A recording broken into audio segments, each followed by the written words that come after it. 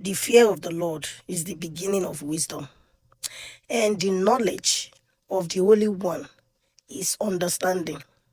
Proverbs 9:10. Now, this is a very popular verse. The fear of the Lord is the beginning of wisdom. If you fear the Lord, you will be very watchful, mindful of everything you're doing. This verse, I like that. Recognizing God's authority and pursuing a relationship with Him is the foundation, starting point for living a wise, insightful life. Key themes: fear of the Lord, number one. This represents a deep reverence and awe of God's majesty rather than terror, emphasizing humanity and acknowledgement of His authority. Beginning of wisdom, number two. True godly wisdom, which is the practical application of knowledge, cannot be attained without first honoring God. Knowledge and understanding, number three. Knowing the Holy One provides the necessary discernment to navigate life effectively.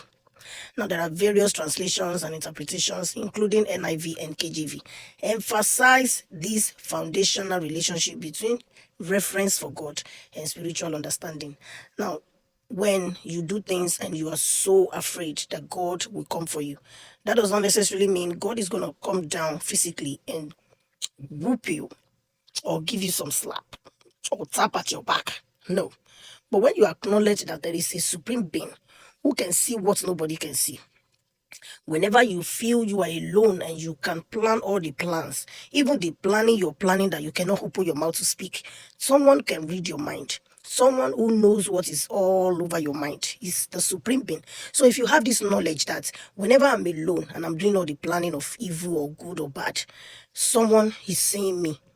Regardless of who is not seeing me, someone is there seeing me. Whenever you are alone, you have this knowledge that even though no human being can see you, there is a supreme being who made you, who knew you even before you were born, can see you. When you have that knowledge, it helps shape and guide how you behave. It helps your behavior. It helps your decisions in life. So it will be foolish of one who was made by God to believe that there is no supreme being, to believe that there is no God. So when you have that mentality that there is no God, then it means you will be unpredictable. That means you can behave the way you like. That means you can act as you like. That means you have nothing checking you.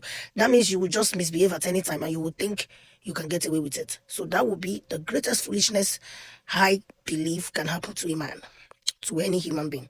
So the best knowledge and wisdom and understanding you can first acquire is to acknowledge there is a supreme being, there is God, the Almighty, the Creator Himself, who can see what no one can see, who can read your mind, who can see every of your plan, who can actually let your plan be executed or not. Because when you plan evil, you are not even sure if you will wake up to perform your enterprise, if you will wake up ever to the land of the living to perform your evil. He will be the one to determine that. So the fear of the Lord is the beginning of wisdom. So when you don't have the fear of God, then you are the opposite of wisdom, foolishness. Have a beautiful day.